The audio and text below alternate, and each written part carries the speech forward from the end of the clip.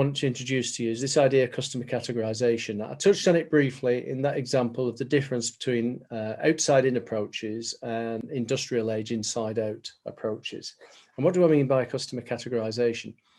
Classically, organizations have segmented customers by circumstance. So how much do you earn? Where do you live? What's your education level? What's your family situation? And then we've pitched products at those customer segments. Now, that may have worked for, a long period of time, but as we've already said, with customers becoming enlightened, that's reaching its sell-by date, and organizations who are very good with this outside-in stuff with customer centricity take a different approach. And what they do is they categorize customers by need, and they group common needs into buckets and then begin to deliver the right experience that delivers the successful outcome based on those needs. Now, the first stage of getting to reframe the segmentation piece is to begin to think in terms of what types of customer are there. Right? And then within those types of customer, what we can do is categorize them. So let's have a look at this as an example. So there's basically three types of customer, right, in our thinking of this. So there's primary customer, that's where the money comes from, right? And I'll do an example in a minute. Secondary, people have an interest in the success of the customer experience, but they're not directly involved. And then thirdly, internal, people we interact with across our organization and third parties who actually help us shape the customer experience. So primary, regardless of the business we're in, for-profit, not-for-profit, government, whatever, the primary customer is where the money is. So if it was a government entity, you would say the primary customer would be the citizen, the taxpayer, okay? If it was a bank, you would say, well, it's the, the bank customer, whether it's retail or wholesale, business to business, whatever it is. But what we're trying to do is identify where does the money come from? Because that money is the thing that funds the whole supply chain. It funds everything. It funds everything that we do. It pays the salaries, it oils the wheels, and so on. Secondary would typically be people like regulators, could be management teams, people of that ilk. People who want to see the process/experience being successful, but they're not directly involved. And then thirdly, internal, not just internal within our organization, but across all our partners who might be involved in the delivery of this service. So when we've got those three types of customer in mind, it gives us a line of sight that previously might have been obscured to us through the whole segmentation idea. It also allows us to figure out, we can, it's completely scalable, to figure out where is the funding coming from. So if I'm talking to, for instance, business to business entities, and say like an oil company, and the Malaysian oil company take oil out of the South China Sea, they can work out across their supply chain who is funding the whole of that supply chain. So who is that? Who is actually funding that? That's the primary customer. And in that instance, it's probably you and me on the forecourt of the petrol or the gas station, okay? That money funds the whole of the supply chain. Does that make sense? Good. So with that in mind, let's have a look at how we take this idea. So what we would typically do, and this isn't for every experience you're going to look at or for every process, but it's a strategic positioning thing you might want to do, is ask ourselves the questions, across the primary, second, internal, who are those customers? Who are those people? So usually as a post-it note exercise, but when we're doing this virtually, we can use whiteboards or whatever. And we get people to write down who they think the primary customers are, secondary and internal, and so on. We then come together, normalize them, so get rid of the duplicates and stuff like that.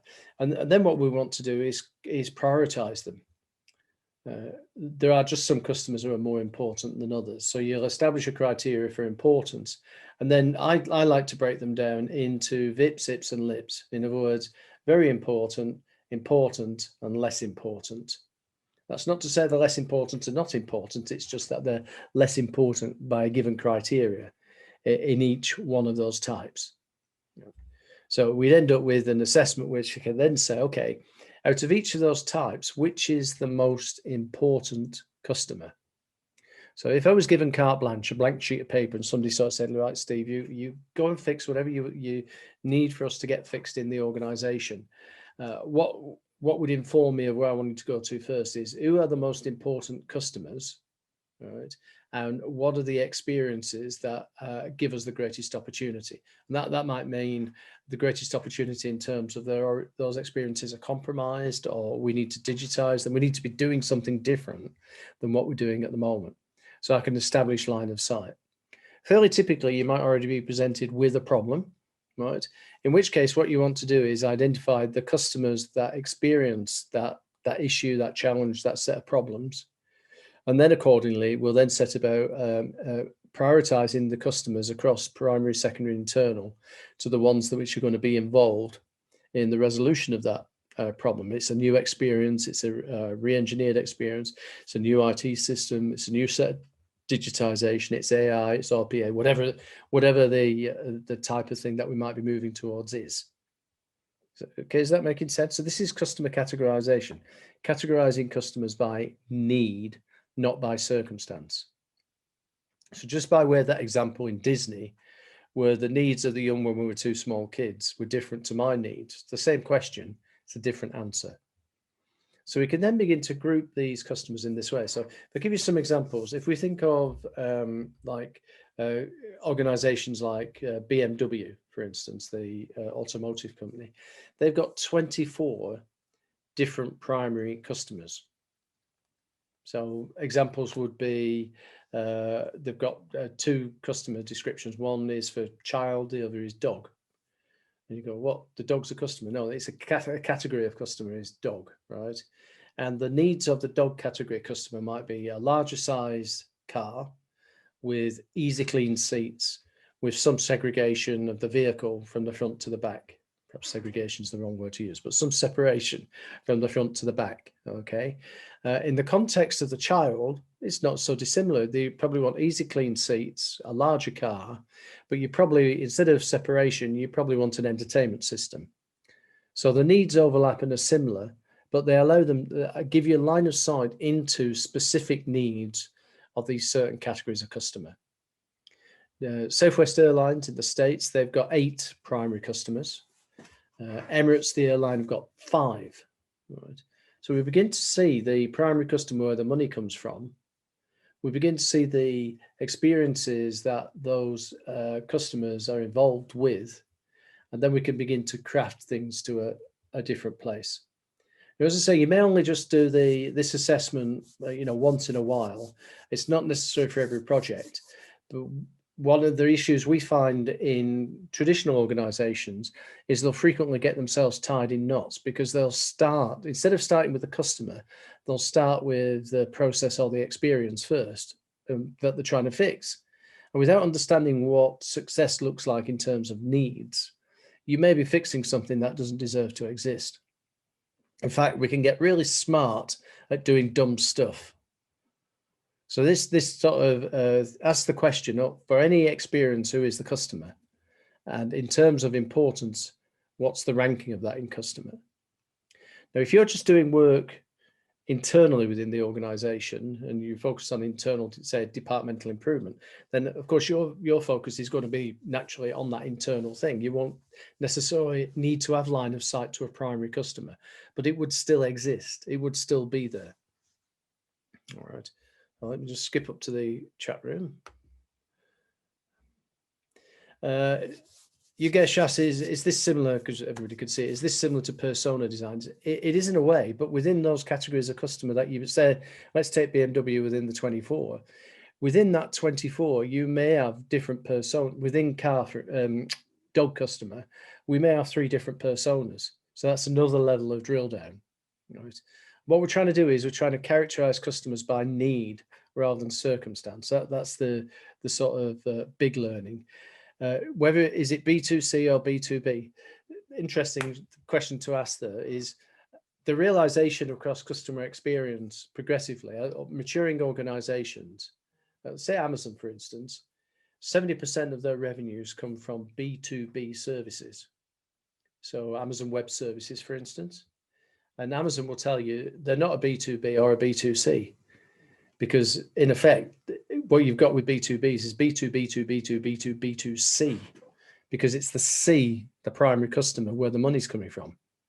So we might argue with Amazon Web Services, where 70% of the revenues comes from other businesses, you could make an argument which sort of said, okay, so where do the other businesses get their money from? How are they funded?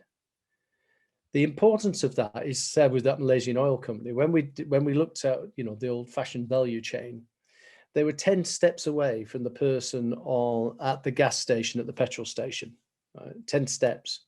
So in other words, you're a hostage to fortune of everybody else who's in between you and where the money comes from that funds your business.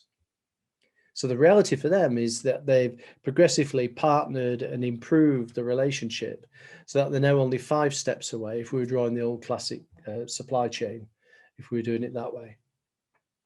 All right, so let's have a look at any other questions here. So yeah, there's the similarities and overlaps, and we're not saying exclusively this is the one best way, but organizations who are still approaching things from a segmentation point of view may set off and get themselves in a complex mess because they're trying to solve the problems for all the customers that have that experience, when experiences should be designed to deliver specific sets of needs.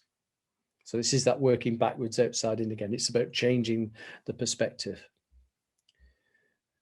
So it may be a sort of a one and done. It's almost a strategic overview. And I try to do this obviously at the C level so that we get clear line of sight across the organization. And then we can begin to connect the dots between everything that we do and the customers that we serve. So that's customer categorization. So I refer to that shorthand as CCAT, and you'll see that on some of the diagrams later on.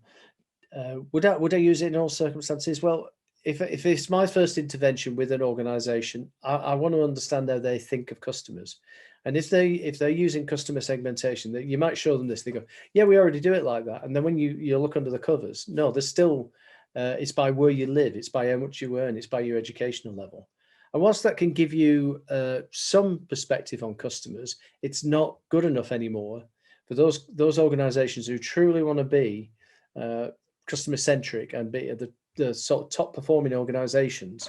They want to go a level deeper. They want to categorize by need, not segment by circumstance. So that's some of the sort of what we refer to as next practice out there. And rather than saying best practice, next practice is that evolving thing where different organizations are putting a